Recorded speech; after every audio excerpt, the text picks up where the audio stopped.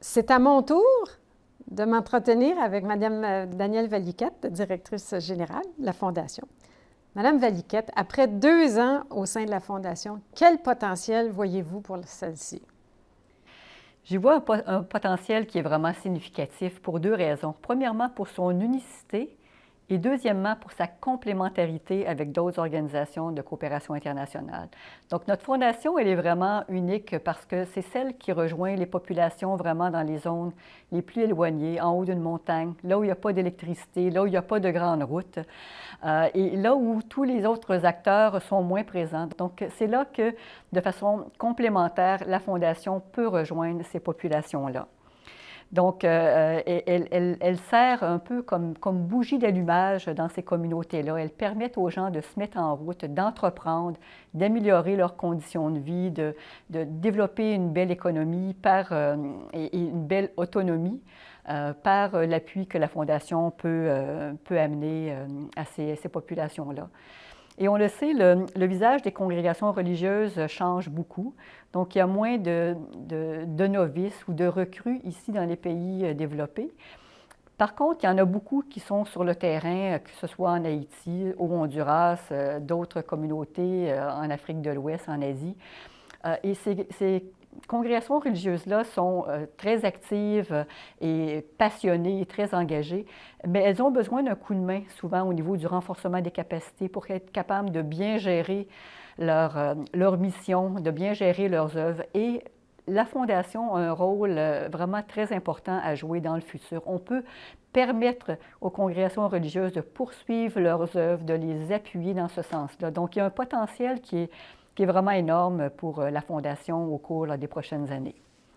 Justement, concernant le futur, quelle direction la Fondation prend-elle au cours des prochaines années? La Fondation est très ambitieuse. Elle a une vision vraiment d'être un acteur de changement extrêmement important.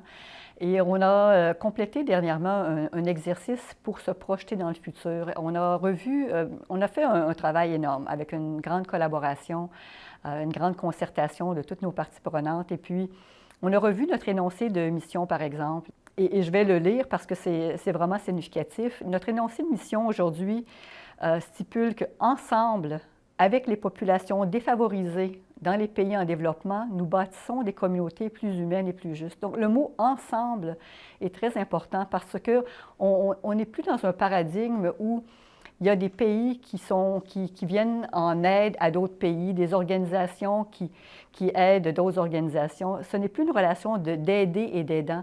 C'est une relation d'égal à égal, donc de collaboration et de partenariat. Donc, c'est vraiment dans cette vision-là que la Fondation s'inscrit pour les prochaines années, mais également très soucieux des grands enjeux mondiaux.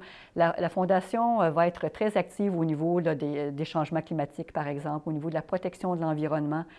Un enjeu extrêmement important qui nous tient à cœur est celui de l'autonomisation des femmes, de l'égalité entre les femmes et les hommes, puis également de mettre en route, d'appuyer des activités qui vont générer des revenus pour les populations. Donc, d'être capable d'avoir leurs propres ressources, d'entreprendre et d'améliorer la vie de leur famille de cette façon-là.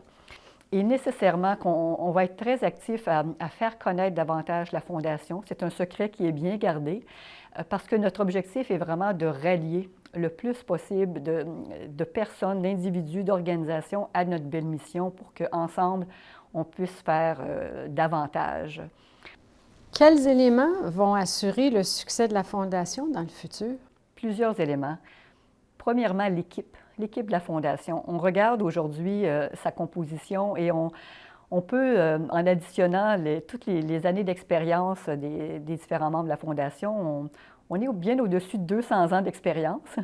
Donc, et des expertises qui sont variées, une diversité d'origine, une équipe qui est vraiment multilingue et qui est vraiment très compétente, mais également qui est agile.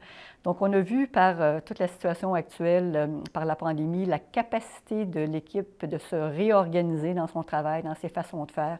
Donc, c'est extrêmement important parce que Les contextes changent, la vie change et on doit être capable de s'adapter constamment à un nouveau contexte pour s'assurer que notre mission demeure pertinente, qu'elle ne devienne pas désuète. Donc, il faut évoluer.